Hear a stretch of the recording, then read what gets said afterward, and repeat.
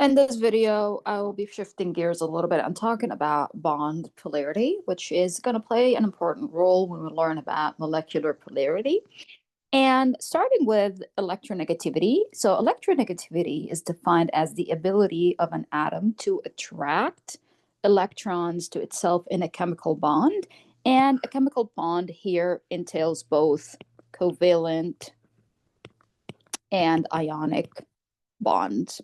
All right, and if we have here an example in which a chemical bond consists of is between atoms A and B, and given that B has more electronegativity compared to A, we can see that we have here the electrons attracted more towards B, and this will result in a partial positive and a partial negative charge due to this separation of charges between A and B.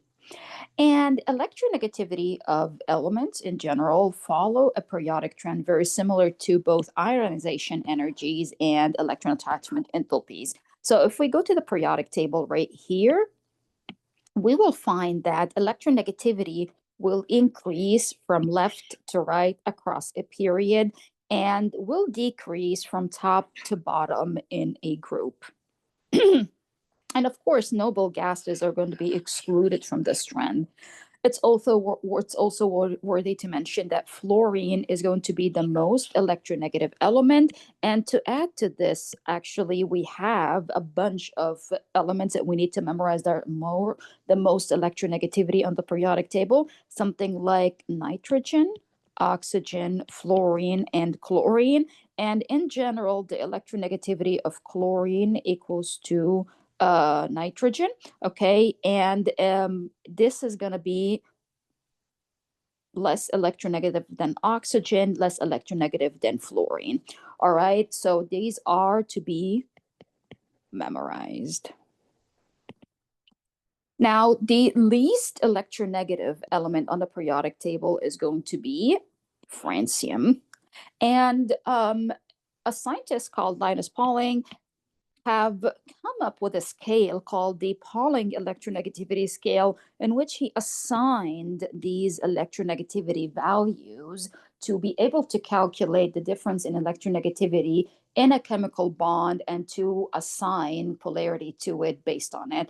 And on the next slide right here, I'm going to talk about how the Pauling electronegativity scale can be used.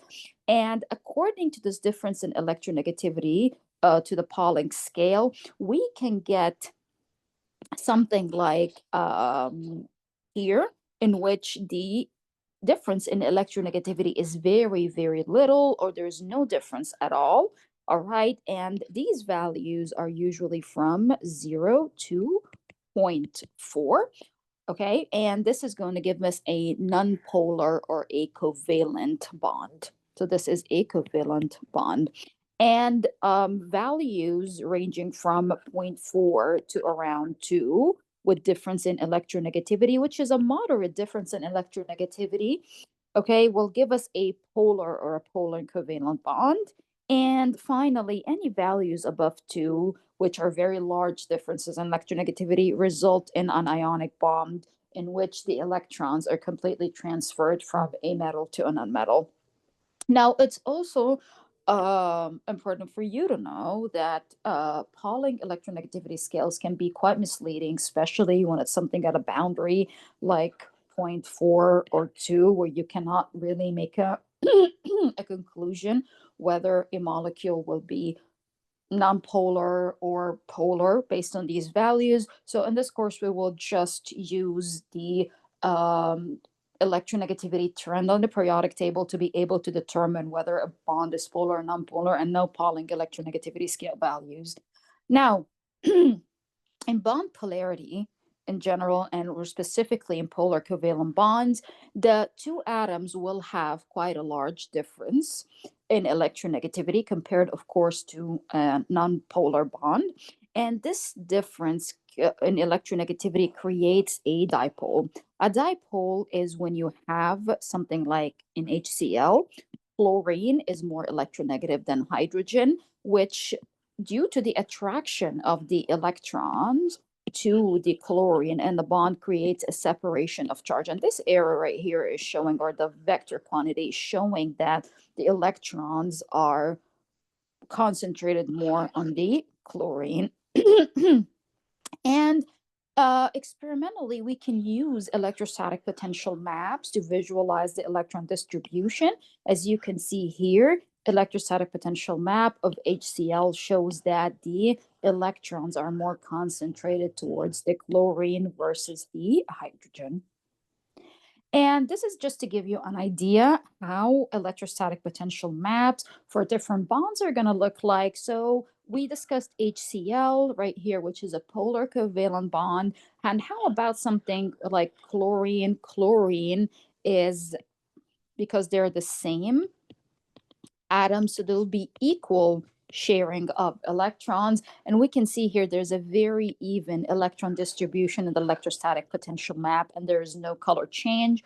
While in something like sodium chloride, where there is a complete separation of charge due to the formation of an ionic bond, the electrostatic potential map has quite a change in color, or quite a separation in color, due to the cation and anion present. Now, let's see if we can apply this concept of electrostatic potential maps and see if we can assign these electrostatic potential maps to iodine monofluoride or iodine monobromide. And starting with, so iodine right here, if you notice, is going to be the common factor between these two. And let's look now at the periodic table. And if this is group 17, so here fluorine, chlorine, bromide, and iodine, we note that the iodine and bromine are quite close to each other. And from this, we can make a conclusion that if they are close to each other, the values in electronegativity are going to be close, and probably it's not going to be as polar as something like the difference between iodine and fluorine.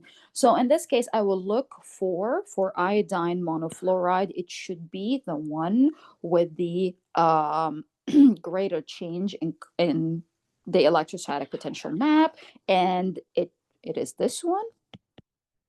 And for something that has a more even distribution of the electronegativity, iodine monobromide is going to be this one. Now, last thing I want to talk about is the partial ionic character of a covalent bond. And we always so far have assumed that if we have a metal and a nonmetal, this can give us an ionic compound, but might not be true, because some molecules that have covalent bonds can have a percent ionic character, or sometimes ionic compounds might have more ionic characters than the others. So for example, if we look at this plot right here, and if we look at something like hydrogen fluoride is a molecular compound, not ionic. But we note right here in this plot of percent ionic character versus difference in electronegativity that it almost has a 50% ionic character. All right, due to the very large difference in electronegativity between fluorine and hydrogen. And remember, fluorine is the most electronegative element on the periodic table. And if we have another comparison, such as lithium fluoride and lithium iodide, note the percent ionic character of lithium fluoride due again to the difference in electronegativity between fluorine and iodine. The percent ionic character for lithium fluoride is way higher, almost about 90% or 95%, well, it's close to 90%, and that of lithium iodide is close to 50-ish%. And this is again due to the difference in electronegativity. Now let's apply these concepts and start by this question. And in this question, you want to put the following bonds right here in order of decreasing polarity. Okay, so let's highlight our elements. I put a periodic table here to help you visualize. So I have nitrogen, chlorine, and then phosphorus and arsenic. And I previously mentioned before that nitrogen and chlorine are almost equal, or have equal values when it comes to electronegativity. Okay, so in this case, this is going to be the least polar. So again, decreasing polarity is from most to least polar. Okay, so in this case, we can narrow it down between choices D and E. All right, now between phosphorus and chlorine, remember electronegativity will decrease from top to bottom in a periodic table and in a group.